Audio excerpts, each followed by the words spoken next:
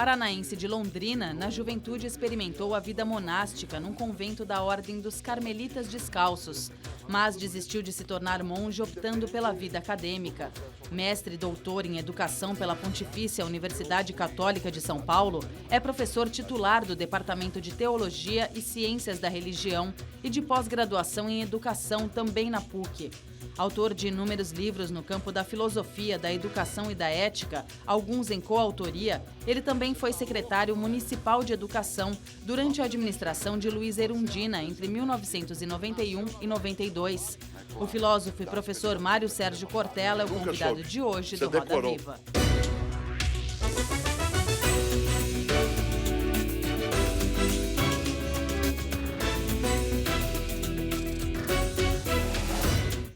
Boa noite, estamos no ar em todo o país, pela TV Cultura, pelas emissoras afiliadas e pelo nosso canal no YouTube. Hoje a bancada é formada por Priscila Cruz, fundadora e presidente executiva do Movimento Todos pela Educação, Fabíola Cidral, âncora da rádio CBN, Gisele Vitória, colunista da revista Isto É, Flávio Galvão, ator e diretor, e Ernesto Martins Faria, gerente de projetos da Fundação Lehman. Contamos, como sempre, com os desenhos feitos em tempo real pelo nosso cartunista Paulo Caruso.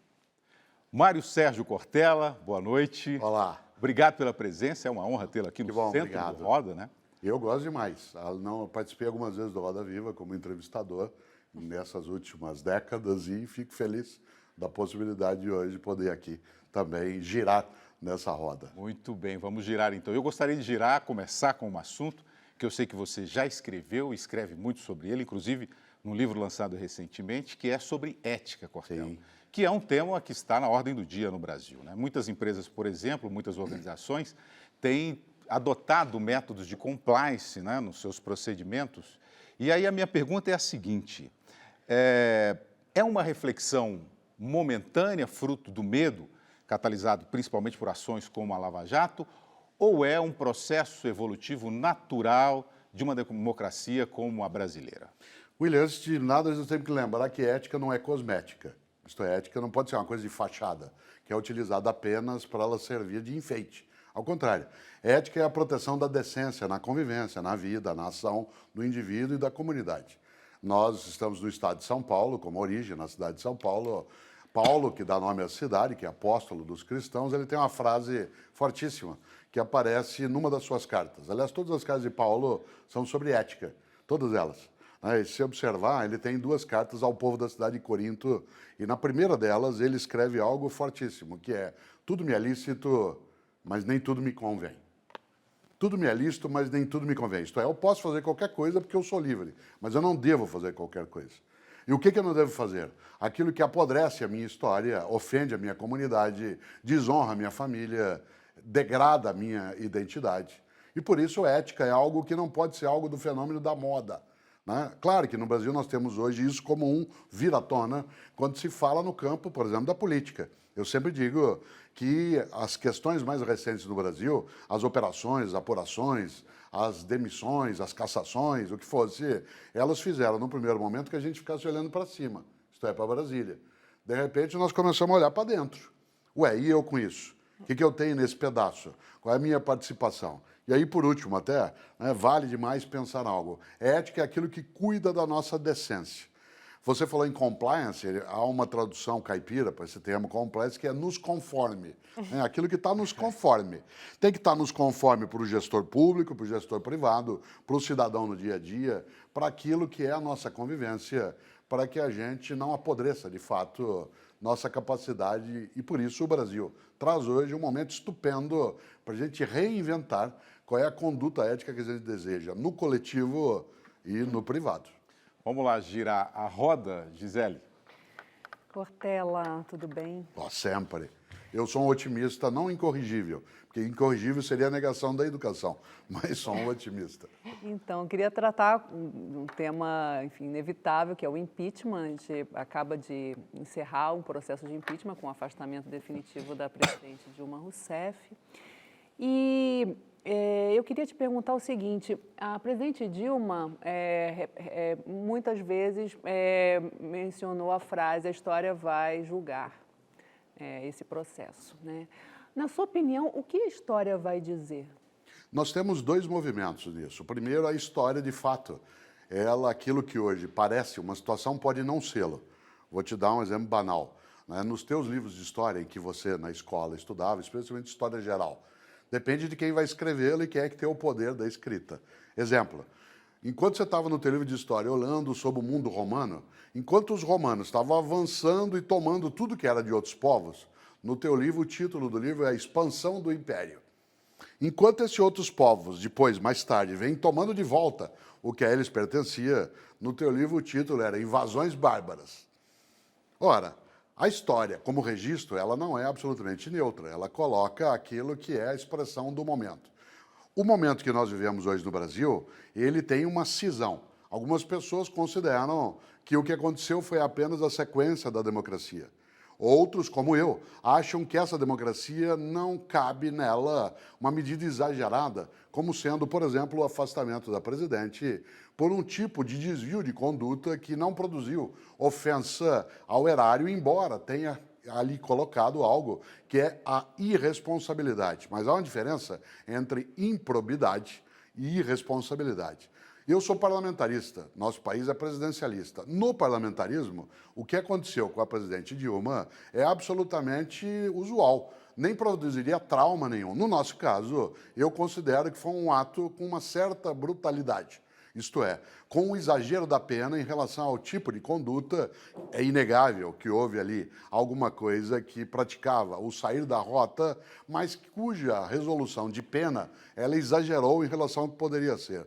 E eu imagino, e aí concluo a resposta daquilo que você levantou, que daqui a 30 anos, tal como em 1964 se chamou de revolução aquilo que agora se chama de golpe, talvez daqui a 30 anos se possa, olhando o conjunto da obra, né, da nossa política, chamar de golpe, que agora é chamado como é, algo dentro da lei. Mas nem sempre direito e justiça coincidem.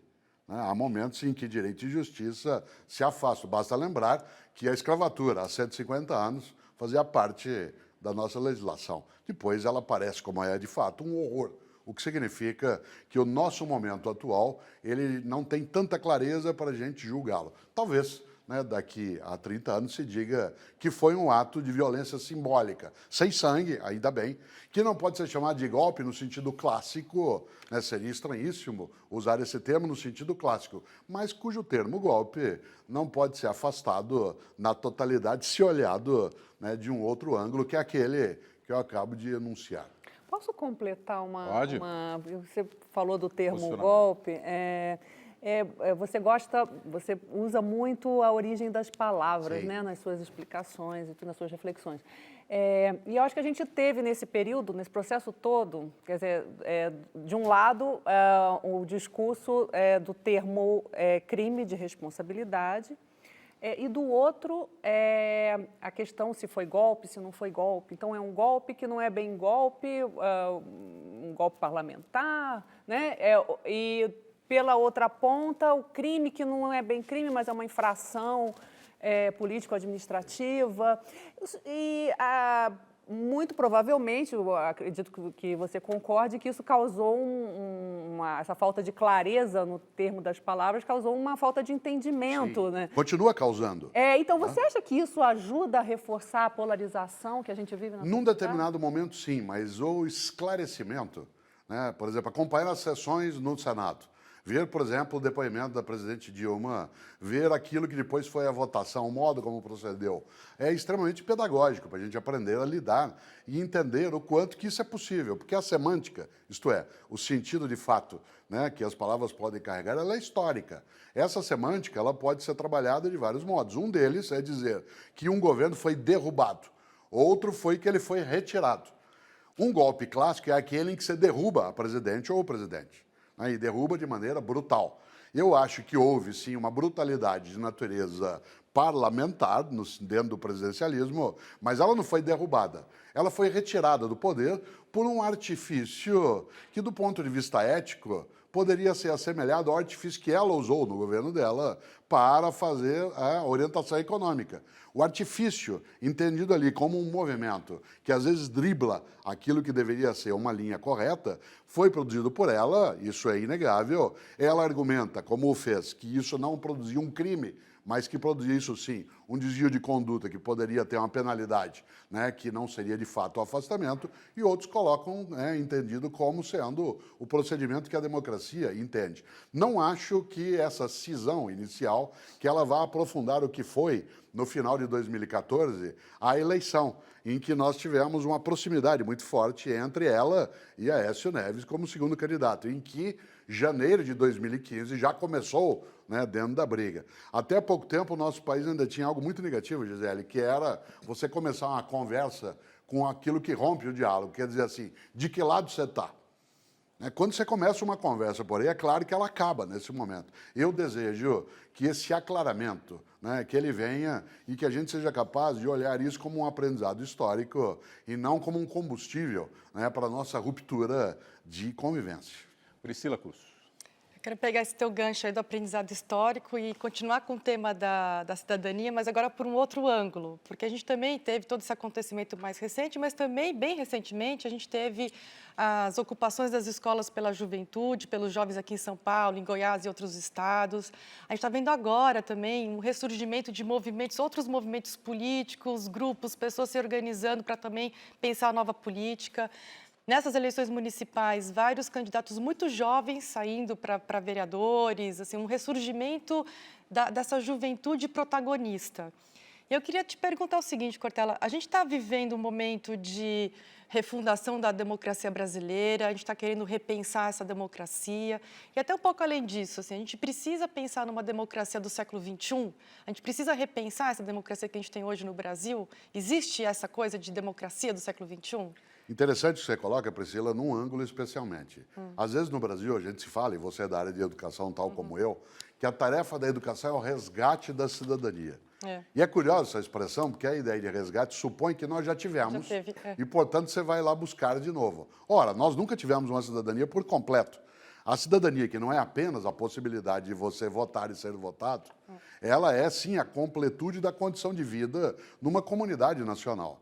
Nesse sentido, tal como não há resgate da cidadania, nós não temos necessariamente, no meu entender, a refundação de uma democracia que é recente. Haja vista algo decisivo. O Brasil tem 516 anos de história. Nos primeiros 389, né, não houve nada que se assemelhasse a um movimento democrático, porque era não só uma colonização nos 300 anos iniciais, né, depois a ideia de um império. Quando da proclamação da República nós tivemos ali, né, um tipo de democracia em que era censitário o voto, só votava por base de renda, só tinha direito aquele que fosse alfabetizado, e por aí vai. Ora, você imagina que a nossa primeira Constituição, que abre a possibilidade de ampliar o espectro de quem é votante e votável, quem pode disputar e participar no dia a dia, ela é 100 anos após a proclamação da República, quase. É 1988. Ora, essa nova Constituição, ela não tem 30 anos.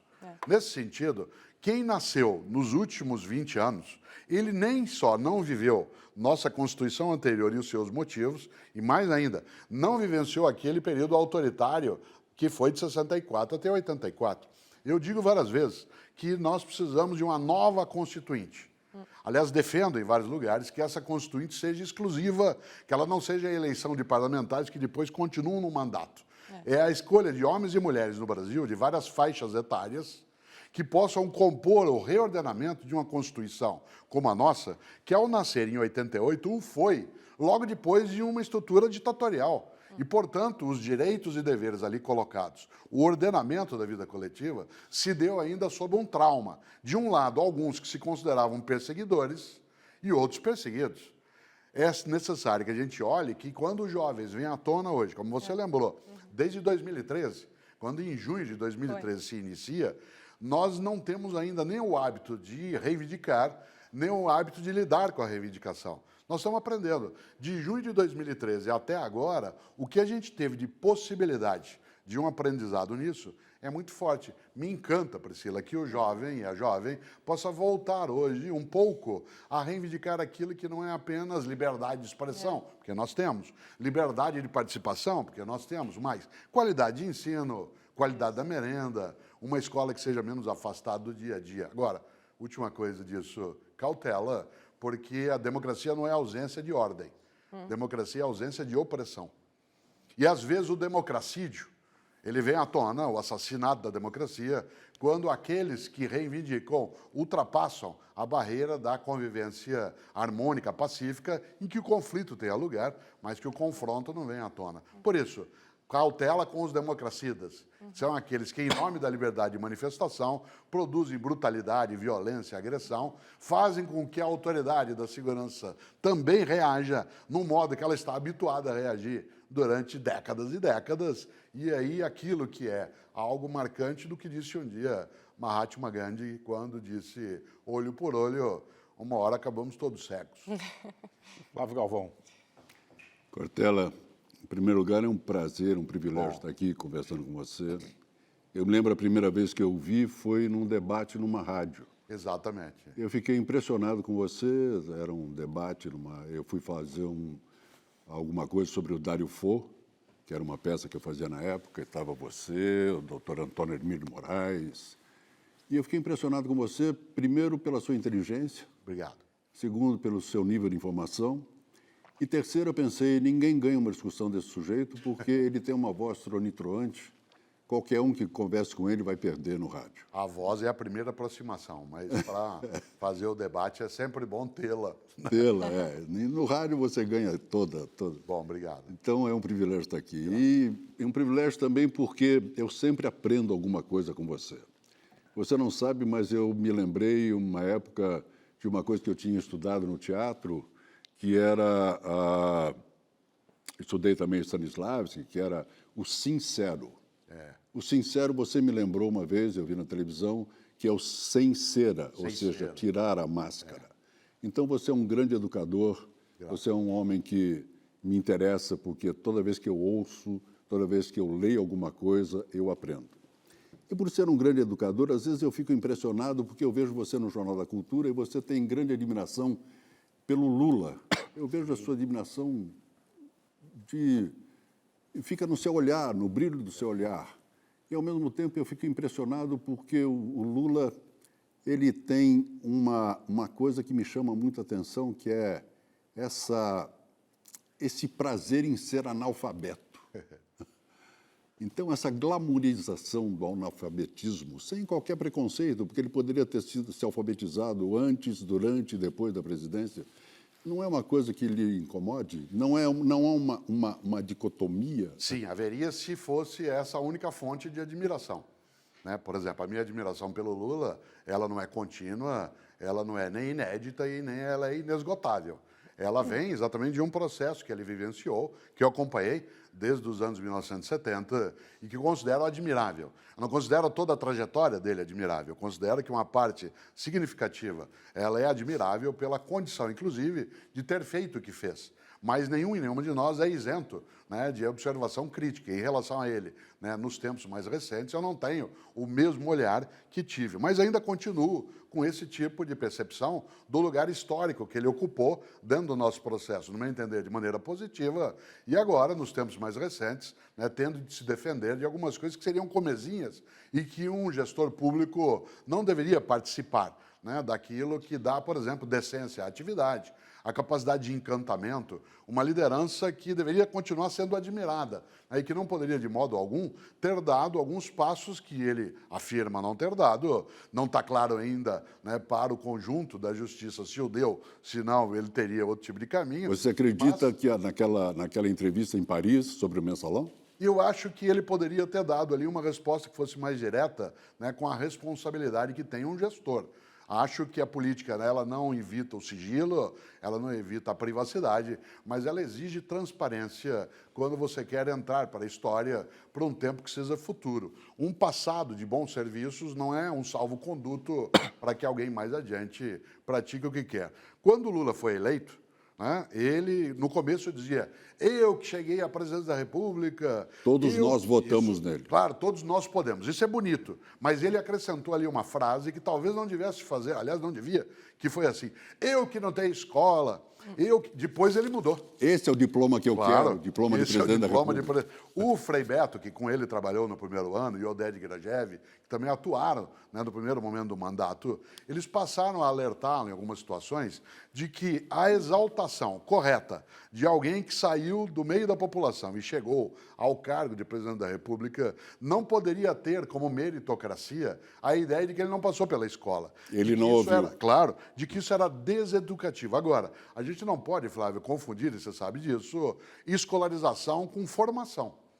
O Lula é uma pessoa sem escolarização, mas ele tem uma formação ultra avançada. Afinal, haja vista a convivência dele por muito tempo com homens e mulheres que são também formadores, educadores, com os quais ele aprendeu. Mas o mérito, veja, Cortella, o mérito de dizer, eu não fiz escola e olha onde eu cheguei, é uma má lição. Que eu acho que depois, quando ele parou de fazê-lo, ele passou a dar uma contribuição muito maior. Mas isso nos remete um pouco ao Sérgio Buarque de Holanda, no homem cordial brasileiro que faz tudo de uma forma cordial, até mata. Quando o Sérgio Buarque produziu o livro, ele estava trabalhando na Raiz do Brasil com a perspectiva de um passado que chegava até meados do século XX.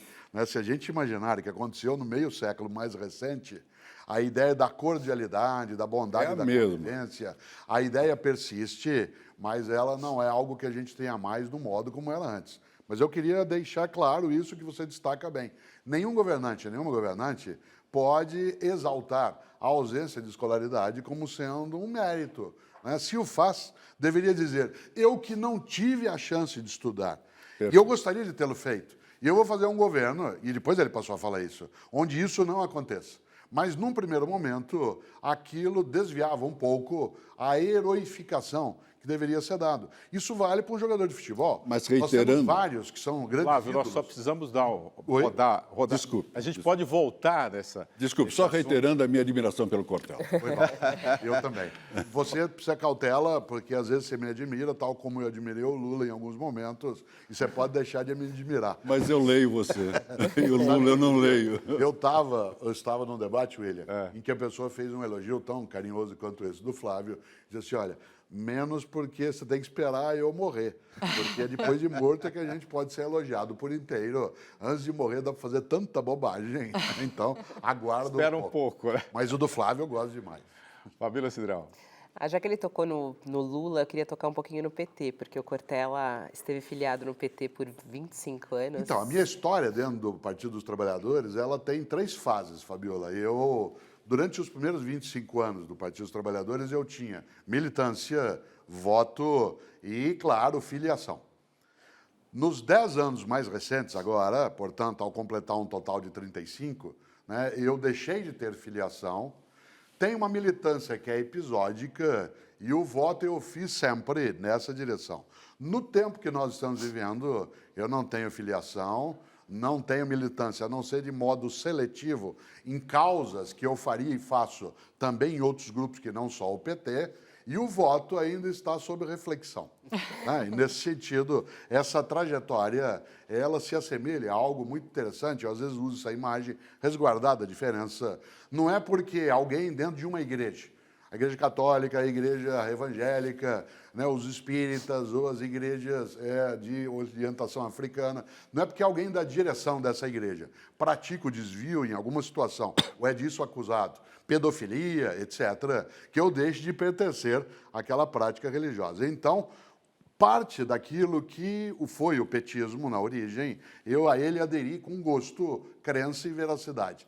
Parte do que a ação petista gerou nos anos mais recentes, ela não produziu em mim conforto e adequação. E nessa hora, repito, se no passado era militância, filiação e voto, hoje é não filiação, a militância seletiva em causas e o voto sob reflexão. Mas você se sente traído? Porque já ouvi de muitos ex-petistas que se sentem traídos. Não, traído não, porque na política é difícil você trabalhar com a ideia de traição. É só você olhar, por exemplo, quando da votação no Senado brasileiro né, do impeachment da presidente Dilma, se você imaginar o presidente Temer, que ali passa a ser o presidente, o partido dele, no segundo bloco de votação, votou contra ele. Dirá ele que ele foi traído? Bom, ele passou a abraçar, né, o presidente do Senado na sequência, o que significaria que, se ele considerasse uma traição, né, ele não admitiria uma relação de tanta proximidade, seria estranho. Agora, eu tenho algo que não é traição, é aquilo que eu chamo de decepção. A decepção é diferente da traição. É quando você imagina que a rota que vai ser seguida, ela será marcada pela beleza da causa, pela sinceridade do gesto, por uma ação que pode ser difícil, mas ela não se mancha. E quando uma série de circunstâncias vem à tona, como aquelas que são óbvias, que todo mundo sabe, eu olho e penso assim, eu não sou imune a essas coisas, mas eu não gostaria que uma parcela daquilo, que foi também meu projeto de sonho dentro de uma comunidade, que pudesse ficar marcado por uma fratura, como aconteceu. Por isso digo, tristeza não, mas decepção. Agora eu vou dizer melhor, eu prefiro a tristeza do que a decepção, porque a tristeza passa, a decepção é muito difícil. A decepção é quando você sente que aquilo que você depositou, tua capacidade de vida, teu projeto, que aquilo foi usurpado por algumas pessoas que, levando junto a crença de milhões, acabaram caminhando de um modo banal naquilo que não deveria, que deveria ser mais elevado. Então, eu não tenho nenhum tipo de vergonha quando alguém diz assim, mas você apoiou a Dilma na eleição? Sim, eu fiz nela, votei. Faria agora? Como disse, voto sob reflexão. Voto eu em alguém ligado a essa condição? Dependerá de qual é a prática concreta. Isto é, podem até ter modificado parte do meu lugar de sonhar, mas não modificaram o meu sonho. Apenas ele não acontece no mesmo lugar onde ele já aconteceu. Ernesto, fechando a roda. Primeiro eu queria colocar que é um grande prazer estar nesse espaço de debate contigo, Cortella. Eu queria falar contigo sobre um ator central na educação, que é o professor.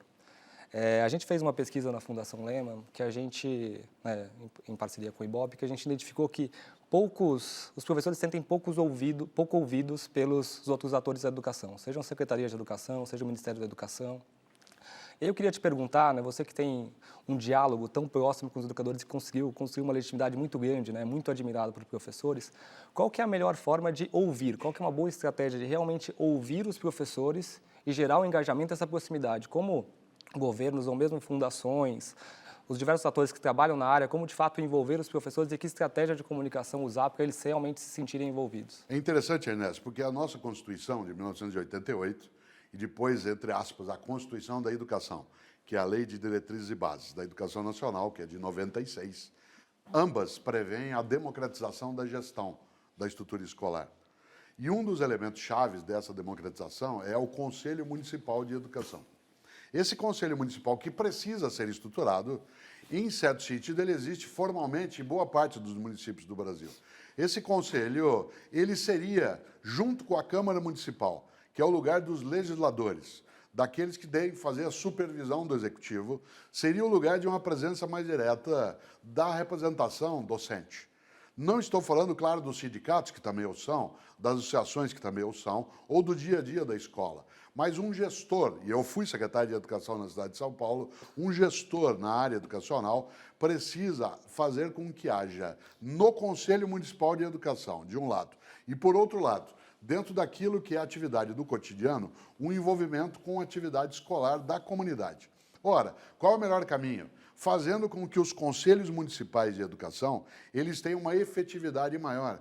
E que educação seja no Brasil, e você sabe bem disso, como outros que lidam no campo, que a educação seja um projeto de nação e não um projeto de governo.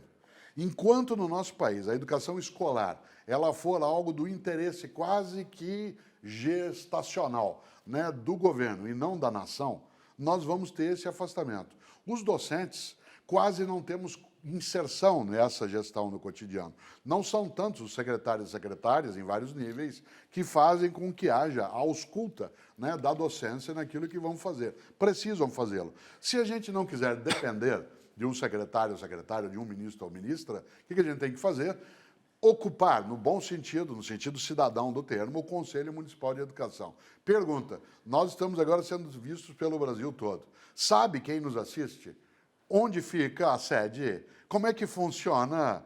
Quem é que faz parte do Conselho Municipal? Se a sua cidade tem esse conselho, melhor ainda, você, professor ou professor, que está conosco, imaginava que existe essa instância. No meu entender, essa é uma instância democrática, constitucional, conectada à gestão e que precisa também ser colocada. Para ninguém dizer aquilo que é horroroso no nosso país, que é a frase que mais me chateia, porque ela é a quebra da cidadania, aquilo que a Fabíola levantava como modo de ação, que é a frase, que horror, alguém tem que fazer alguma coisa. Porque essa frase, alguém tem que fazer alguma coisa, dá a impressão de que a questão está fora de nós. Nesse sentido, sim, né, docente presente é uma chamada a não ser feita só em sala de aula. Muito bem, vamos para um rápido intervalo e já voltamos com o filósofo, escritor e professor Mário Sérgio Cortella.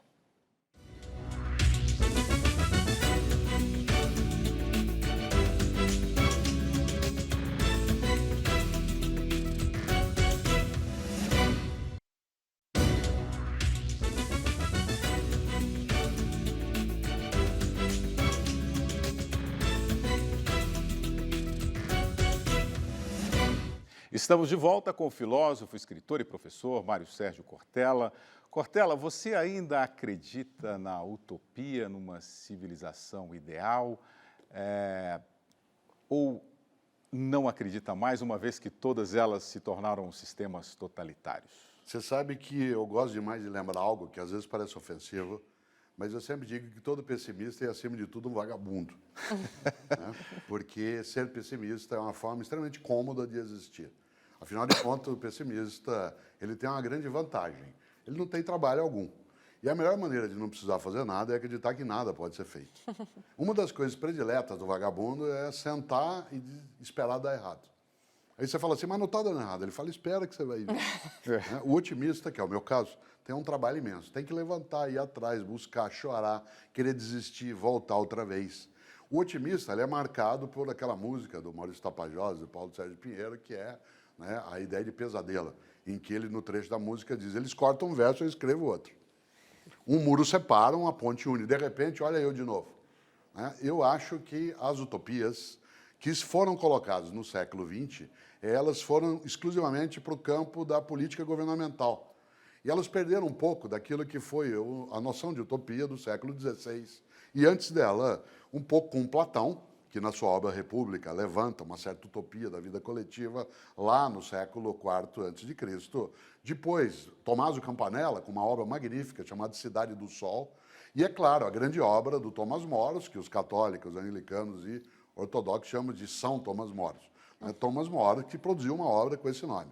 Mas eu sempre gosto também de trazer à tona a ideia de que, embora algumas pessoas traduzam a expressão utopia como sendo impossível ou lugar nenhum, não é correta essa tradução no sentido mais literal. Se Thomas More quisesse, por exemplo, escrever uma obra que falasse de um lugar impossível, ele teria chamado o livro de Atopia, porque a, no grego antigo, é a negação para lugar. Mas ele, ao usar o U, ele lançou mão de uma artimanha muito clara para não ser pego pelo Henrique VIII, mas não adiantou, porque depois ele foi decapitado, né, ao usar o U para falar de uma ilha, né, que era onde tudo feliz, que é a ilha de utopia. Ao usar o U, ele quis ali dar uma ideia de tempo. Por isso, a noção de utopia, em vez de ser lugar nenhum, ela significa ainda não. Ainda não. Paulo Freire, nosso estupendo, né, patrono da educação brasileira. Muita gente não sabe que Paulo Freire é, desde 2012, o patrono da educação brasileira, tal como Caxias é do Exército, Tamandaré da Marinha. Paulo Freire não usava tanta palavra utopia, ele usava uma coisa belíssima, William, que é inédito viável. O inédito viável, isto Ideal, é, né? aquilo que ainda não é, mas pode ser. Por que é inédito? Porque ainda não é. Por que é viável? Porque pode ser.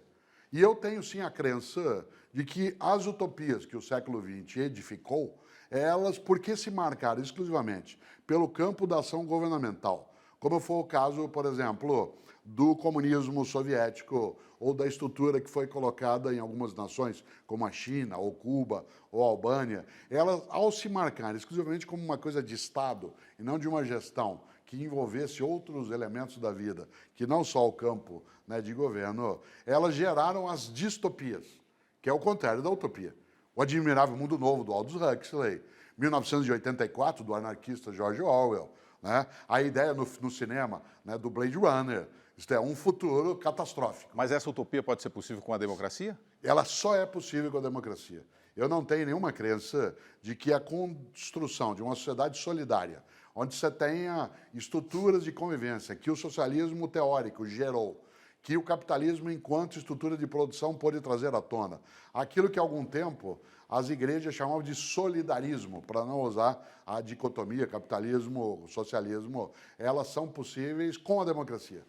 A democracia, ela é a garantia de que a gente não rompe algumas condutas. Por exemplo, o nosso país de hoje, ele vive uma turbulência, mas essa turbulência, hoje, ela é administrada de uma maneira que até quem se sente prejudicado é capaz de erguer a cabeça e buscar seu direito. E isso é novo. É diferente de uma outra circunstância. Te dou um último exemplo. Você não tem, na história recente, um país democrático declarando guerra a um outro país democrático.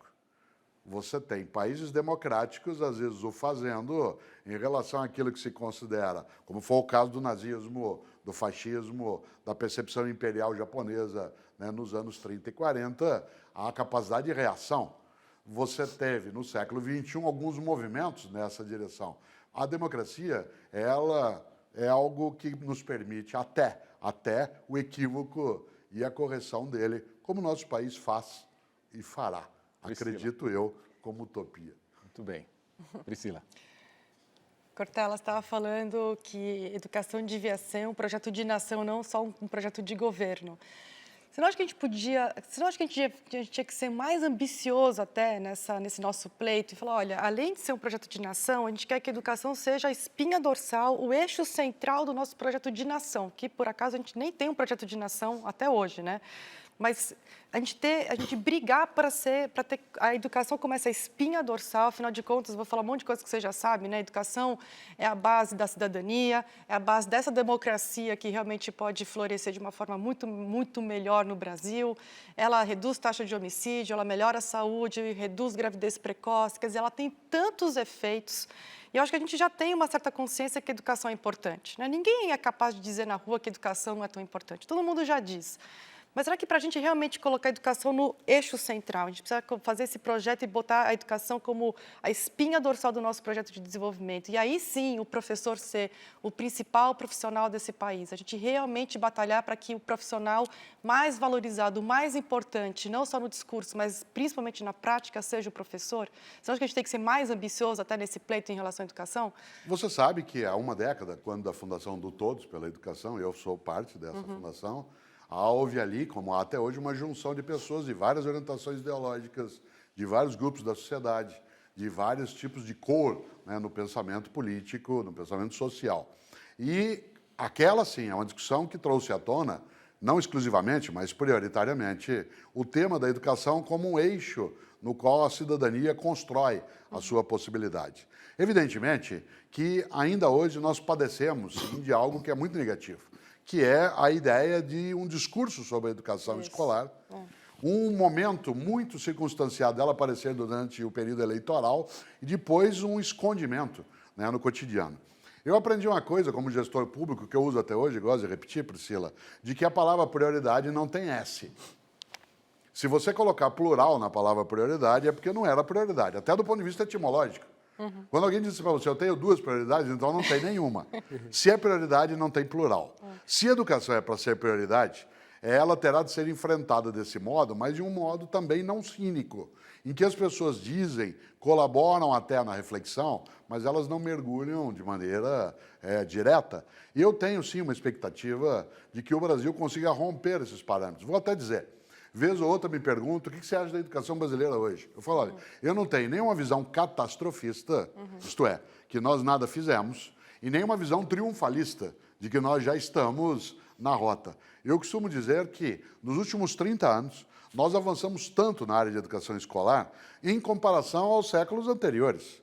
Por exemplo, nos 2 governos do Fernando Henrique, nos 2 do Lula e no governo inicial da Dilma, depois houve a interrupção, houve sim um crescimento imenso das condições de escolarização. No entanto, saímos da UTI, mas estamos na enfermaria. Não tivemos alta nessa área. A nação ainda não elegeu a educação como sendo esse vínculo. Dificilmente o fará por uma razão. Nós temos tantas questões prementes. Quando eu era secretário de Educação na capital, vez ou outra se fazia pesquisas, seja a mídia, seja o próprio governo, para saber quais eram as prioridades na hora de organizar o orçamento do próximo ano. Para minha tristeza, sempre a educação aparecia em quinto, sexto lugar. Não é tristeza no sentido de que eu queria estar lá em primeiro, até gostaria, mas a questão da saúde, a questão da segurança, a questão do saneamento, a questão do emprego, elas acabaram sufocando em algumas situações de tal modo a população que ela diria assim, ó, bom, a educação do jeito que está, até dá para o gasto e eu vou levando. Claro que eu não gosto disso, mas eu preciso lidar, né, com a realidade. Eu costumo brincar às vezes com a Fabíola Cidal lá no CBN, que mundo de poeta não tem pernilongo. Né? Então a gente às vezes sai imaginando, eu gostaria demais que assim fosse, acho que tem de ser. Algumas nações fizeram essa escolha, nós ainda não fizemos. E por último, dentro disso, o lema Brasil, Pátria Educativa, que a presidente Dilma escolheu quando iniciou, né, seu segundo interrompido mandato, era genial. Pena que ele veio na hora errada, na circunstância em que ele pareceu cínico, numa condição em que não havia credibilidade de colocá-lo. Se colocado há 5 anos, ele seria, sim, um grande condutor dessa perspectiva. Agora, quando a gente fala em educação, não é só a escola. É a escola, é a mídia, o teatro, a religião, a família, né, o trabalho, tudo aquilo que ajuda a formar pessoas. Há uma frase antiga dos norte-americanos que diz assim, você não acredita que vale investir em educação? Então tente investir em ignorância, para ver qual é o resultado que você vai ter. Muito bom. Ô, Cortella, você falou algumas vezes aí, a educação escolar. A gente conversa bastante, né, sobre educação em casa. E você falou que a educação escolar avançou bastante. E a educação em casa? Como é que você analisa o Brasil nesses últimos tempos? Como é que está a educação dentro de casa? Nós tivemos, Fabíola, uma rarefação da convivência do mundo adulto com o mundo das crianças nos últimos 30 anos, por várias razões. A primeira delas é que o nosso país ele se urbanizou numa velocidade inimaginável. Só para você ter uma ideia, nos anos 1960, quase que 70% da população brasileira viviam as pessoas nas pequenas cidades ou no mundo rural. Hoje há uma inversão. Apenas 20% dos brasileiros vivem na área rural ou nas pequenas e diminutas cidades. Quase metade da população brasileira vive em 10 metrópoles. O que significa que a capacidade de proximidade entre o local de moradia e o local de trabalho, o local da prestação de serviço e o teu local de residência, restringiu o tempo de convivência. Isto é, hoje pais e mães ficam muito mais tempo fora, seja no traslado para o local de trabalho, seja em relação a uma atividade que é mais intensa nas grandes cidades, o que, claro, fez com que houvesse uma diminuição da convivência. E isso sobrecarregou a estrutura escolar. Hoje, uma escola, especialmente pública, porque o ensino no Brasil, ele tem a área privada como um direito constitucional e tem de ser. Mas, concretamente, é o ensino público que é a instituição republicana. Afinal, quase 90% das vagas da educação básica do Brasil estão na atividade pública. Então, falar em escola no Brasil é falar da escola pública, sem desmerecer o direito à escola privada. Ora, a escola pública no Brasil, hoje, ela dá conta de ser o polo da rede de proteção social. A merenda, atendimento de saúde, cautela em relação à segurança, orientação para o trânsito, em relação contra a droga, orientação sexual, orientação em relação à ecologia e educação para a convivência. No meio de tudo, durante 4 horas, a gente ainda faz em português, matemática, história, né, biologia, língua estrangeira moderna, durante 4 horas, com 40 crianças em sala de aula, um professor que tem que dar aula numa escola, na outra, ir para lá e para cá. A possibilidade de desastre, ela é grande. Por isso que você fala que o Brasil é tão mal educado? Ele é mal educado nesse sentido, porque nós rarefizemos a presença. Parte da família hoje, eu sempre gosto de brincar, alguns até dizem que eu exagero, eu gosto de exagerar nesse ponto. Alguns pais e mães transferiram para a atividade escolar a educação dos seus filhos. Outro dia, num debate, eu conto isso até numa palestra que fiz e que circula nas redes sociais, um pai me perguntou assim, Fabíola, professor, como é que a escola pode ajudar, né? Aliás, como é que a família pode ajudar a escola na educação dos nossos filhos? Eu disse, pai, tem uma inversão na tua questão. Né? Não é a família que ajuda a escola, é o contrário. A escola ajuda a família fazendo escolarização.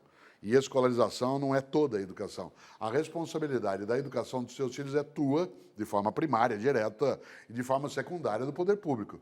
Nós fazemos escolarização, isto é, nós temos limites. Atribuir à escola a tarefa de fazer aquilo que seria a substituição da família, não dá. No entanto, tem uma questão. De nada adianta nós, na escola, dizermos, bom, tá vendo? Os pais não participam. Ao contrário, nós temos que fortalecer os laços de parceria entre escola e família, com gestão democrática, com possibilidade de participação da comunidade escolar, de modo que a família seja também amparada por aqueles e aquelas que somos professores. Nem todo mundo que é educador é professor. Você é educadora, mas não é professora. Cada um e cada uma aqui, o Ernesto, a Priscila, a Gisele, o William, né, todo mundo aqui, o Flávio, nós somos educadores. Isto é, nós participamos da vida coletiva em que nós ensinamos e aprendemos. Alguns de nós somos professores. Ora, a educação precisa cuidar da escola. A escola não pode esquecer a educação, mas que houve, sim, uma diminuição desse tipo de processo, o que tem conduzido a uma geração que, como eu uso sempre numa expressão, alguns até acham que é minha. A internet hoje oferece autorias que a gente não tem. Eu até gostaria de ser autor dessa frase que eu vou dizer, mas não sou. Né? Uma frase antiga que diz, não tem autor. O mundo que nós vamos deixar para os nossos filhos depende muito dos filhos que nós vamos deixar para esse mundo. Isso é uma responsabilidade que a família não pode descartar. Para encerrar esse bloco, mais uma pergunta do Ernesto. Vamos lá. Pegando esse ponto, Cortella, a gente, né, na Fundação, faz um mapeamento das escolas que conseguem bons resultados educacionais. E aí eles falam muito, ligado com o que você disse, de não se pode perder tempo pedagógico. E aí aparece nessas escolas um pouco uma questão de um rigor, até um pouco de disciplina mesmo, tem que chegar na hora, se não chegar na hora é só no segundo horário e tudo mais, que é a forma que eles encontram de tentar levar essa cultura para o estudo para os estudantes, porque talvez eles não tenham em casa e não se pode realmente perder tempo pedagógico. Aquelas 4 horas, principalmente quando você avança mais nos anos finais, no ensino médio. Eu queria ver contigo como que você vê essa questão, né, de rigor, disciplina, né, como que gerar realmente esse engajamento dos estudantes para o estudo e se esse olhar disciplinar um pouco mais forte, se ele faz sentido. Há um grande pensador da esquerda do século XX chamado Gramsci, Antônio Gramsci, um dos maiores pensadores nesse campo das utopias que o William antes trazia à tona. E ele ficou muito tempo preso pelo regime do Mussolini, aliás, passou boa parte da vida adulta dele preso pelo fascismo italiano. E ele tem cartas que ele escrevia do cárcere, Ernesto.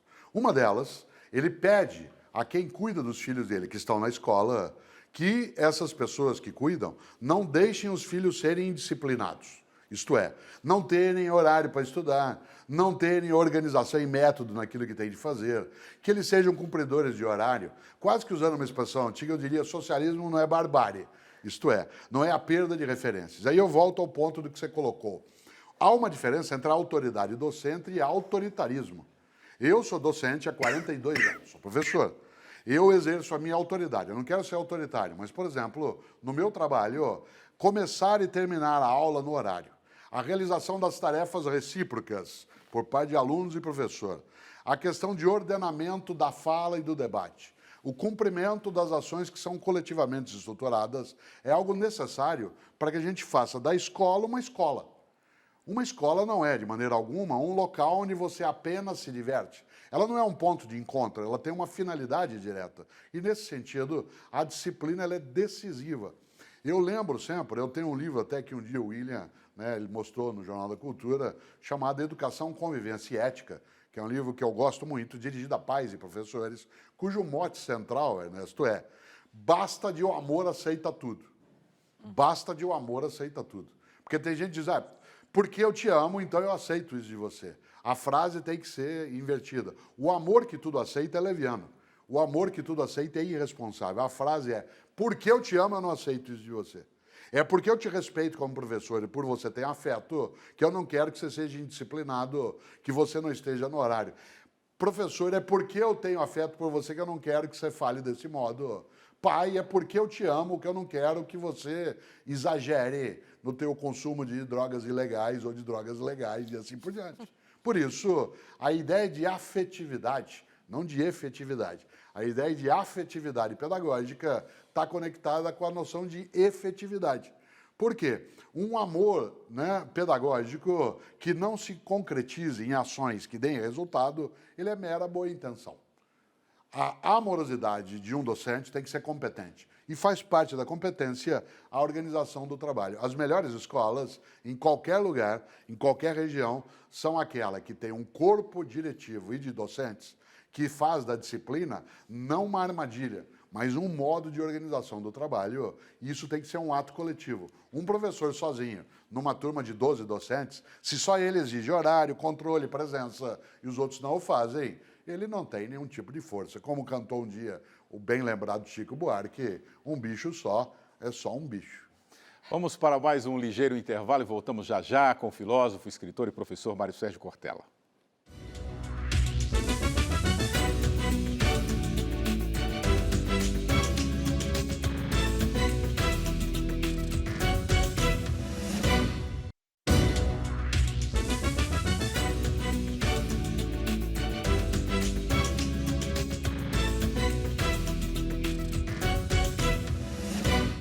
Estamos de volta para o terceiro bloco da entrevista com o filósofo, escritor e professor Mário Sérgio Cortella. Cortella, tem um livro que eu gosto muito seu, que é Qual é a Sua Obra, né? O que nós vamos deixar para as futuras gerações. E você usa uma frase, Cortella, para definir a arrogância das pessoas, né? Que é com quem você está falando, não é isso? E eu queria te perguntar, somos ainda, e eu estou usando o ainda, uma sociedade dividida em classes, Cortella? Sim, somos, né? Temos Mas uma com tradição. privilégios para poucos? Sim. Por exemplo, quem lida na área de educação escolar, como eu, sabe que há uma diferença entre qualidade e privilégio. Muita gente fala em qualidade de ensino entendido como privilégio. Numa democracia, quantidade total é sinal de qualidade social. Quantidade total. Vou dar um exemplo. Nosso país ainda tem 13 milhões de homens e mulheres com mais de 15 anos de idade, que não leem o lema da própria bandeira. Ora, isso é absolutamente ofensivo. Isso é uma vergonha, no sentido mais direto da expressão. Nós temos uma bandeira com uma inscrição chamada Ordem e Progresso, e ainda temos 13 milhões que não conseguiriam ler o lema da própria bandeira, e uma outra parcela que tem uma alfabetização muito precária ainda no cotidiano. Vocês viram, o que nós temos com isso? Ora, há algo aí que é muito marcante, que é a incapacidade que alguns têm de perceber o caminho que tem que seguir a nossa ideia de uma obra que vai ficar, de algo que se faça, que não seja marcado de fato pela arrogância de gente que se acha, né, que se coloca numa postura superior e que, acima de qualquer coisa, não é capaz de perceber o quanto que qualidade e privilégio não são a mesma coisa. Exemplo, São Paulo, que é a cidade onde eu moro, ela é uma cidade na qual se come muito bem. É verdade. Pergunta, quem come? Quem come o quê? Essa cidade tem centenas de cinemas, dezenas de teatros, dezenas de museus. Quem pode frequentá-los? Você diz assim, não, qualquer um pode frequentar alguns que são gratuitos, mas gratuitos se ele estiver na frente do museu, né? A ideia de uma estrutura de convivência. São Paulo tem a melhor estrutura de medicina em número de equipamentos. Se você pegar aquilo que hoje é o ápice da medicina, um PET scan, né, pegar um aparelho de ressonância magnética, tomografia, onde eles estão? Aliás, se você pegar o eixo da Avenida Paulista, na capital, 2 quilômetros, né, da Praça Oswaldo Cruz até a Praça do Expedicionário, só naquele eixo, na área pública e privada, deve ter mais tomógrafos do que boa parte do que os estados brasileiros. Você diz assim, mas a cidade é disponível isso. Não, né? Há uma diferença entre qualidade e privilégio. Uma sociedade como a nossa, ainda, mas não para sempre, elege o privilégio como sendo sucesso. Eu acho que não. Vida é partilha e precisa sê-la. E essa partilha não é a ausência do mérito, é a capacidade de não esquecer quem está ao lado. E eu gosto de citar, e vou fazê-lo, uma pessoa que eu tenho admiração imensa, que os católicos querem tornar santa, estão tornando santa, que é a Madre Teresa de Calcutá. Ela tem uma frase para mim, William, que ela foi Nobel da Paz. Ela dizia, difícil é amar o próximo. Amar quem está longe é fácil. Ter pena de alguém que lá no Sudão, pego pelo ebola, alguém que no norte da Nigéria, o Boko Haram, elimina, alguém que no Iraque, o Estado Islâmico faz o corte da cabeça, moleza. Duro é amar quem está na tua cidade, na tua família, na tua praça. Amar o próximo tem a ver com a noção não de privilégio, mas de igualdade coletiva de vida. Gisele. Cortella, eu queria voltar para a política. Nós saímos dela? É verdade, não saímos. Né? Digamos, para um pedacinho da política, que seria assim, a sua avaliação sobre os desafios do presidente Michel Temer agora. Ele fala, né, uma das frases chaves do pronunciamento dele foi, tem uma missão de pacificar o país, ele tem enormes desafios aí com a economia, com a política.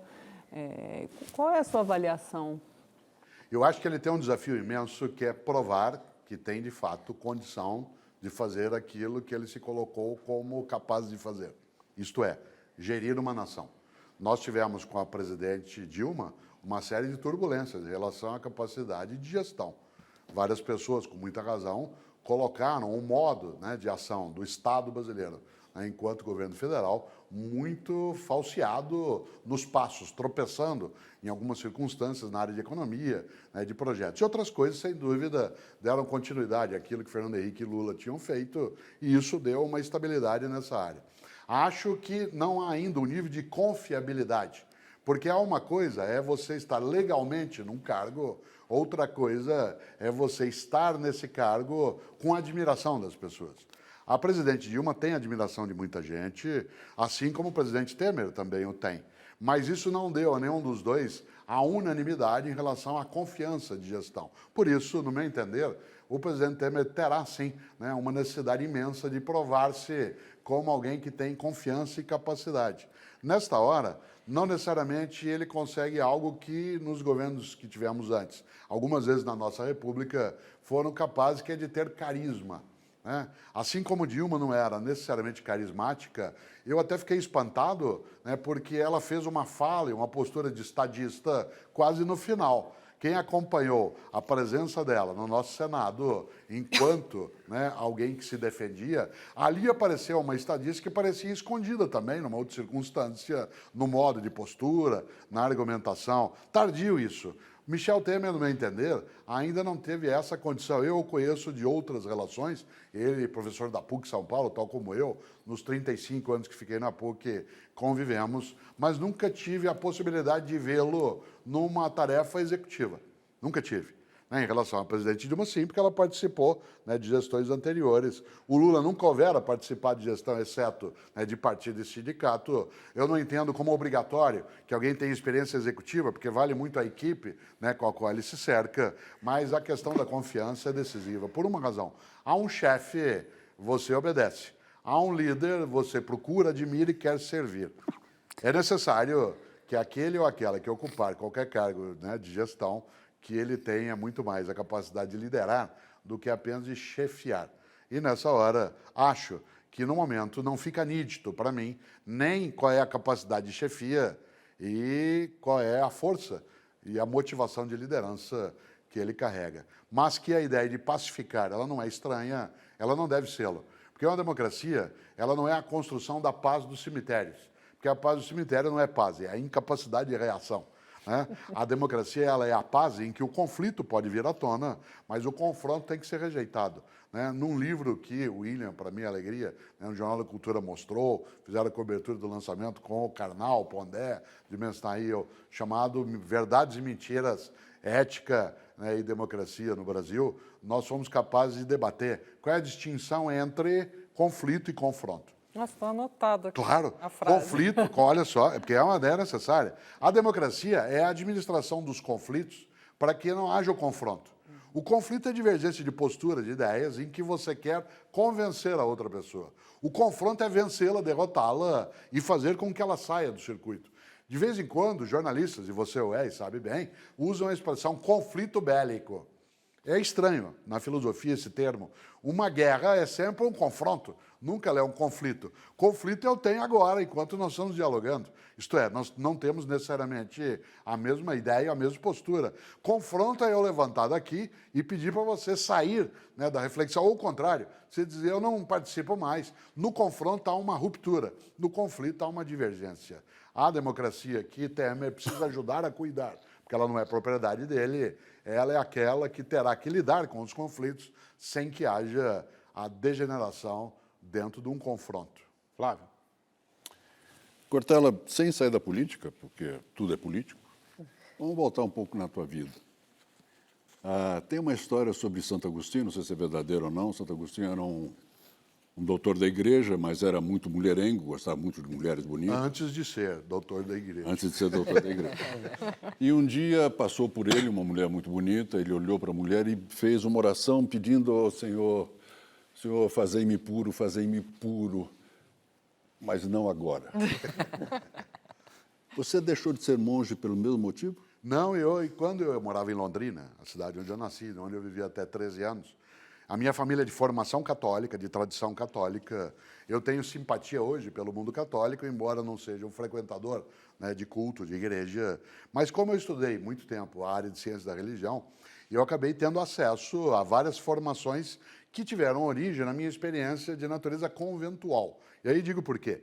Porque, numa família religiosa, sempre eu quis fazer uma experiência de religiosidade que fosse mais densa.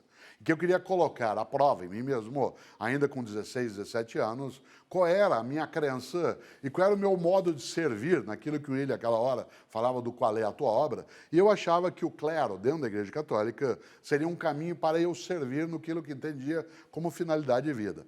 Fiz uma experiência conventual magnífica com a Ordem Carmelitana Descalça, de 3 anos. Enquanto isso, eu já fazia filosofia. Quando eu entrei no convento, eu já estava entrando na universidade. E teologia? Isso, eu não fiz teologia, eu estudei teologia dentro do convento. E dentro desse processo, durante 3 anos, a vida conventual fez com que eu tivesse a vivência que queria, mas também uma certeza de que eu não queria seguir dentro do clero na minha atividade, que eu preferia o que eu queria fazer, que era colocar a partilha de conhecimento, de capacidade, de afeto na docência. E assim que eu saí do convento, após 3 anos, eu fui viver a atividade do magistério.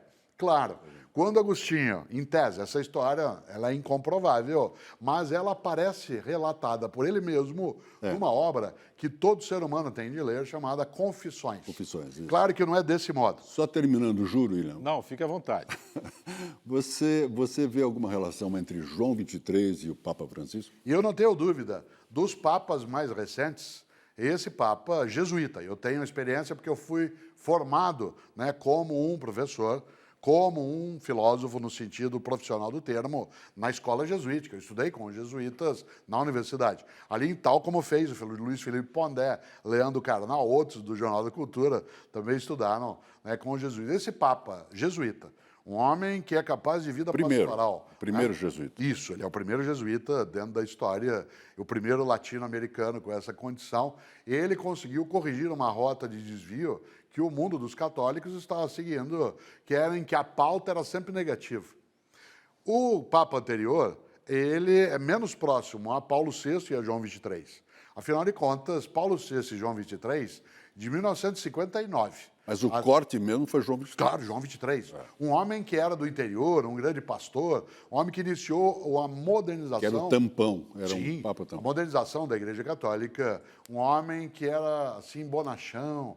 Paulo VI foi um homem que entrou mais no movimento da comunicação, da atenção. Mas o atual Papa, ele é admirável. Mesmo que eu Você não acha tenha que a vínculo, teologia da libertação ela está esquecida? de modo algum, né? No meu entender, parte daquilo que foi a emoção, né? Portanto, a motivação, o movimento da teologia da libertação persiste hoje de outros modos. O atual Papa não pertencia aos grupos da teologia da libertação. O Papa anterior, Bento XVI, tinha uma certa antipatia, né, por essa lógica, mas ainda assim, o espírito, né, daquilo que seria o cristianismo original, ele nasce dentro da teologia da libertação, não como exclusividade, mas como uma emoção forte, e ele persiste em muitos grupos hoje. Claro, o Papa Bento XVI disse uma das frases mais inteligentes que eu já vi para um religioso. Ele disse, nem tudo que é verdade está na Bíblia, nem toda a verdade está na Bíblia, e nem tudo que está na Bíblia é verdade.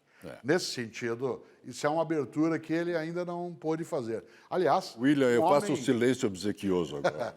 Aliás, quero só lembrar uma coisa. Brincava-se nesses tempos no Brasil que nós tivemos um dia com 3 presidentes. Né? Isto é, no dia em que havia Dilma, havia Temer e havia o presidente Maia, né, da Câmara. Rodrigo Maia. Pois bem, Bento XVI é tão discreto que você e eu esquecemos que há 2 papas. E ele está tão recolhido que, como Papa emérito, ele não vem à tona. Essa é uma boa lição para alguns no campo da política. Isto é, quando você não está mais e não vai fazer oposição, se você é do mesmo grupo, fique no teu canto. Vai ficar. Agora, Cortella, os jesuítas são bons de marketing, né? Eles são... Você sabe que os jesuítas nasceram já naquilo que a gente chama de modernidade. Muita gente entende modernidade como sendo agora, mas em história, filosofia, modernidade é o que acontece a partir do final do século XV. Pois bem, os jesuítas são uma ordem religiosa que nasce já no século XVI. Portanto, no tempo das navegações, do avanço, da capacidade de comunicação. E eles têm uma formação extremamente densa, não só eles. Há várias religiões que têm nos seus pastores, né, nos seus sacerdotes, uma densa formação intelectual. Mas os jesuítas, não por acaso, são aqueles que, inclusive no mundo, têm o maior número de universidades. É só você olhar no Brasil o número de universidades que eles mantêm nos Estados Unidos. E essa formação que é feita, ela é muito densa. Se eu fosse seguir na atividade sacerdotal, quando eu estava, eu faria 3, 4 anos de filosofia, mais 4 de teologia. A formação do usual de um sacerdote católico é 7, 8 anos. Os jesuítas, mesmo sendo sacerdotes católicos, a formação deles é de 12 anos. Isto é, eles fazem um tempo de noviciado, eles voltam a estudar, portanto, tem um preparo intelectual de alto nível. E tal como o Flávio Galvão lembrou, esse é o primeiro jesuíta. Talvez a igreja não estivesse preparada, né, para ter, né, alguém com a capacidade de ação tão inventiva. Gisele, só encerra esse bloco aí, que a gente ainda tem um tempo. Cortella, se eu não me engano, me corrija se eu estiver errada. Eu li num dos seus livros, com Yves de la Taille, Nos Labirintos da Moral. Livro com Yves de la Taille. A origem da palavra concordar, que viria do latim Concordes significa colocar o coração junto. Corações aproximados. Isso. Cordes, né, do latim, aproximar os corações. Concordar e discordar é separar os corações. Então, eu queria trazer essa palavra agora para esse momento brasileiro, que a gente vê muito claramente, muito nas redes sociais, nas manifestações, um grau de intolerância muito grande com o debate das ideias e tudo. Como é que a gente... É impossível trazer o concor para esse momento? Eu acho que a concordância ela não pode ser frágil nem falseada. Ela tem que ser sólida. Ela não pode ser algo epidérmico, superficial. Se eu concordar contigo, eu quero fazê-lo de maneira inteira. Eu não quero fazê-lo nem de modo cínico, nem de modo oportunista, ou só de maneira demagógica para ficar bem contigo. Eu quero fazer uma concordância que seja mesmo a aproximação, né, dos nossos afetos, no sentido intelectual. Claro que quando a gente olha aquilo que acontece hoje em algumas redes sociais, onde há um nível, sim, de intolerância, eu sempre lembro que o intolerante é, acima de tudo, covarde. Em segundo lugar, ele é tonto. Por que ele é covarde? Porque ele tem tanto medo de ser como é, que a única maneira dele provar que a maneira como ele é a única certa é desprestigiando quem não é como ele. E por isso é uma forma de covardia, porque ele supõe que a única maneira dele crescer é se ele abaixar outra pessoa. E isso é coisa de gente pequena, não é coisa de gente grande. Em segundo lugar, ele é tolo, porque achar que o único modo de ser é como eu sou, é não só arrogante, como é uma negação da própria realidade. Eu sou uma das maneiras de ser humano. Não sou a única, não sou exclusiva. Eu sei que, como a gente diz no interior, que nem que eu, só eu. Né? Mas o fato de que nem que eu, só eu, não significa que sou só eu que tenho o direito de ser. Daí que a tolice resulta, né, da incapacidade de olhar a diversidade e a covardia de achar que a única maneira de crescer é diminuir outra pessoa para fingir-se forte. Vamos para mais um rápido intervalo e voltamos já já para o quarto e último bloco da entrevista com o filósofo, escritor e professor Mário Sérgio Cortella.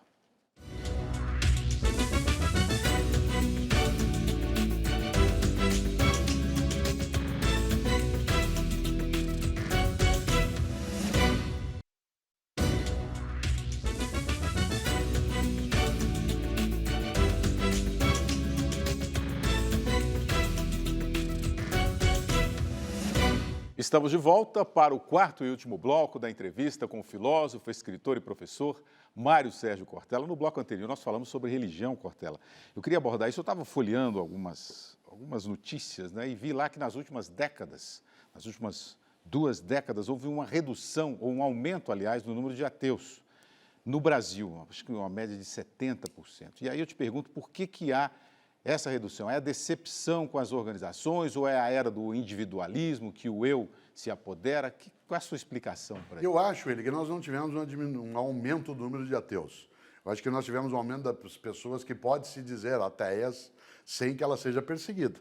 Por exemplo, num Brasil ainda rural, até há meio século, numa sociedade que não tinha tantas metrópoles, porque na metrópole você ganha um nível de anonimato maior. Se você, por exemplo, Montes Claros, que é a cidade onde você nasceu, você, William, ou em Londrina, onde eu nasci, né, ou em Santos, onde nasceu a Fabíola, etc. Cidades que eram menores.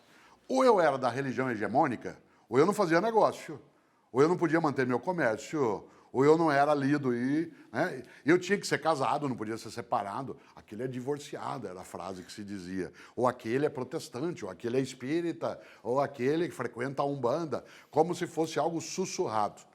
À medida que a gente aumenta a democracia, a liberdade de expressão, as cidades ganham um anonimato maior em relação à vida coletiva. Eu, se for ateu, posso dizê-lo sem que haja constrangimento. Segundo, aumentou o número de pessoas que mantêm sua religiosidade, mas não têm uma prática de religião. É necessário fazer uma distinção entre religião e religiosidade. Há muita gente que tem religiosidade e não tem religião. É impossível religião sem religiosidade, mas o contrário não. O que é religiosidade? É um sentimento de reverência ao mistério da existência, reverência à vida, imaginar que nós não somos mera biologia, que a morte vai levar de vez. Essa capacidade de honrar a própria vida, que alguns o fazem, eu gosto de lembrar, no Rio de Janeiro é muito comum que as pessoas, no final de domingo, quando o sol é muito bonito, elas batem palmas para o sol. Isso é uma forma de religiosidade. Não é um culto, não é um heliocentrismo, né? É um agradecimento. Quando você abraça alguém, ou quando algumas famílias fazem uma oração frente a uma grande refeição, quando você dá um beijo no rosto de alguém ou na testa, isso é religiosidade. Significa que a vida não é só isso. O que é religião? É quando você pega a tua religiosidade e formaliza com um grupo, com culto, com rito, com responsáveis. Por isso, muita gente tem religiosidade e não é mais obrigada a ter religião. Você tem religião? Duas? Eu tenho religiosidade, tenho simpatia pelo catolicismo, como disse antes ao Flávio, né? Não sou um frequentador de cultos. Se olhado na minha história, eu diria que sou católico como história, mas não como prática cotidiana. E nesse sentido, a minha religiosidade me permite, inclusive, circular no mundo das religiões sem que eu seja capturado, né, por nenhuma delas. Agora, você sabe disso, um dos meus livros, eu tenho um capítulo que eu gosto, chamado Religião não é coisa de gente tonta. Por quê? Porque eu sempre digo, Fabíola, religião não é coisa de gente tonta, religião é coisa de gente. É que tem gente que é tonta e gente que não é. Assim como tem professor tonto, jornalista tonto, ator tonto, né? Você tem educador tonto, você tem gente que é tonta. Ora, mas religião não é coisa de gente tonta, é coisa de gente. Gente tonta pratica religião de modo tonto, né? E gente que não é tonta faz tudo de um modo não tonto. Agora, que a religião é uma possibilidade de se ter, a grande diferença, outro dia nós falamos disso, William, no jornal, né, no Jornal da Cultura, que a grande diferença entre religião e ciência é que religião é crer para ver e ciência é ver para crer.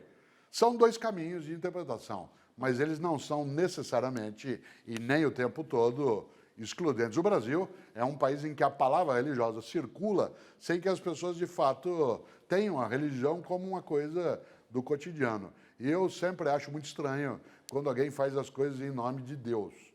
Seja fazer o mal, seja fazer o bem. Eu sempre acho, eu faço porque você faz, porque Deus mandou. Eu acho que falar em nome de uma divindade qualquer é uma arrogância, é uma soberba imensa. Eu acho que você faz isso e deixa de fazer, pratica o que pratica, porque você tem uma crença na força que a vida coletiva e a vida de cada um carrega. Ter religião é algo que as pessoas têm o direito de tê-lo, mas não tê-la também. Sempre eu lembro, Fabíola, e gosto, Deus não é impossível, Deus é improvável. né? Impossível seria negar a possibilidade. Eu não tenho como fazê-lo agora. Ele é improvável, isto é, eu não posso prová-lo nos métodos que a ciência usa no dia a dia. Se alguém me pergunta, como você, de uma outra maneira, fez, se acredita em Deus, numa divindade exclusiva, específica, não. Mas que eu acredito que haja uma fonte amorosa, que eu não nomeio, mas que eu sinto a presença em tudo que convivo, em tudo aquilo que tenho, na amorosidade, eu não tenho ideia. Aliás, como disse um dia o poeta Manuel de Barros, já perto dos 100 anos de idade, ele dizia, eu não estou indo em direção ao fim, eu estou indo em direção às origens. Priscila e depois Flávio. Cortella. Ali, Cortella. Era que eu sou idoso, eu demoro para Tem que girar. Acho que um dos valores mais bonitos dos cristãos e também de outras religiões é o amor ao próximo, a ideia da fraternidade. E a fraternidade também é um princípio republicano, é um princípio que é muito fácil falar em fraternidade, muito difícil de colocar em prática. Você estava falando sobre isso, né, com o Lilian mais cedo. E quando você foi secretário do município aqui em São Paulo, você fez uma das coisas mais bonitas também e super importantes e que raramente a gente consegue ver isso em outras gestões, que é dar prioridade para os mais pobres. Então, é entender o seguinte, olha, eu preciso dar mais para quem tem menos, porque eu preciso, de certa forma, combater essa desigualdade. A gente precisa combater radicalmente essa desigualdade no Brasil. Porque, apesar dessa ideia tão forte que a gente já tem aqui, porque, afinal de contas, a gente tem uma formação cristã muito forte aqui no Brasil, a gente é totalmente religioso, a gente acredita nessa ideia, pelo menos na teoria, da fraternidade. Por que a gente não faz isso no nosso dia a dia? Por que a gente realmente não dá mais para quem tem menos no Brasil? Porque nós ainda temos uma percepção de que a lógica é cada um por si, Deus por todos. Um dos nossos ditados mais horrorosos é cada macaco no seu galho, quando a lógica deveria ser um por todos e todos por um. Afinal de contas, o fratricídio, ele é um elemento até presente na nossa vida. Machado de Assis, na obra Memórias Póstumas de Brás Cubas, coloca uma frase, Priscila, que para mim é aterrorizante. Eu até usei como epígrafe de um livro um dia. Ele lá diz, ninguém se fie na felicidade presente. Há nela uma gota da baba de Caim. Olha que frase forte. Ninguém se fie na felicidade presente. Há nela uma gota da baba de Caim. Nessa hora, a percepção daquilo que é a fraternidade, ela tem que ser colocada, mas o espírito republicano se dá de um outro modo. E vou contar o que para mim foi uma surpresa. Né? Há alguns meses, a Cláudia e eu estávamos na Alemanha e fomos pegar um trem, né, da Alemanha, de Munique até Salzburg, na Áustria, dado que é próximo. Visitar onde Mozart viveu, onde ele nasceu, é quase, para quem gosta de música, se for como eu, quase uma visita obrigatória. Ora, nós fomos pegar o trem, tínhamos comprado aquilo que aqui seria a primeira classe do trem. A diferença é pouca, mas vale, né, o modo de conforto. E quando nós chegamos na estação de trem, né, na cidade de Munique, havia uma parte da estação coberta e uma parte descoberta, no relento. E estava chovendo. As pessoas da primeira classe tinham que pegar o trem onde estava descoberto. E as pessoas das outras vagas do trem, onde estava coberto. E nós ficamos curiosos, porque outras estações aconteceu também em Dresden, né, aconteceu também em Berlim. E a gente não está acostumado com isso, né?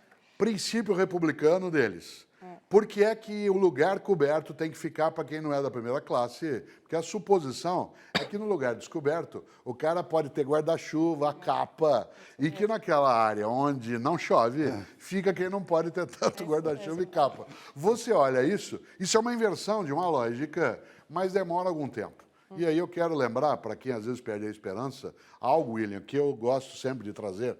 Um dia nós éramos um grupo de brasileiros discutindo com o ex-reitor da Universidade de Cambridge. Aliás, num evento que até você participava também. Né? Nós estávamos ali com o ex-reitor de Cambridge, que tem mais de 800 anos. E era aquele grupo de brasileiros falando, debatendo, uma hora o ex-reitor de Cambridge, 800 anos, Priscila, uma universidade desse porte. Desculpe, Gisele, não Priscila. Ele virou e falou assim, vocês precisam se acalmar, vocês brasileiros são muito ansiosos. O mais difícil é nos primeiros 400 anos. Então, como nós temos de lembrar que ingleses demoram 500 anos para fazer um jardim, nós ainda temos tempo, esperança e muito trabalho para fazer uma nação. Muito bom, Flávio. Cortella, você escreveu em algum lugar que a coisa mais perigosa é um incompetente com iniciativa. Com iniciativa. Essa é uma boa descrição para Dilma comprar a Pasadena?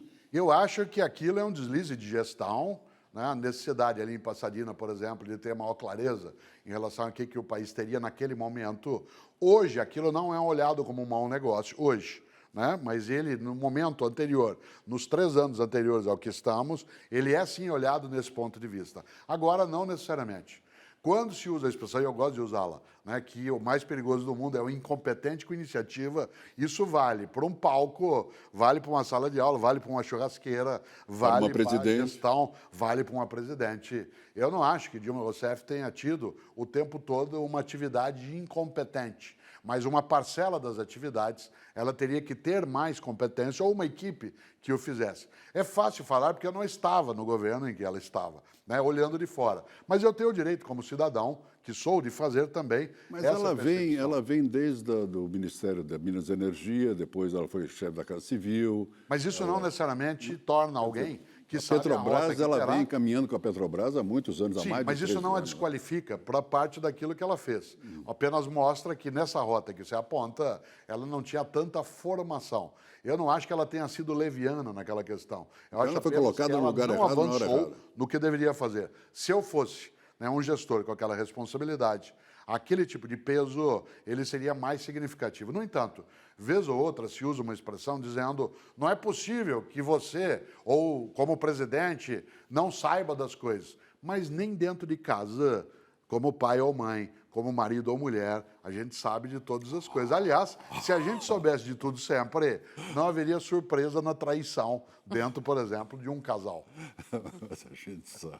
Olha, nosso tempo está chegando ao fim. Eu agradeço a presença da Priscila Cruz, da Fabíola Cidral, da Gisele Vitória, do Flávio Galvão, do Ernesto Martins Faria e do nosso cartunista Paulo Caruso. Agradeço também a você que nos acompanhou até agora, especialmente ao Mário Sérgio Cortella, pela entrevista de hoje. Boa noite e boa semana a todos.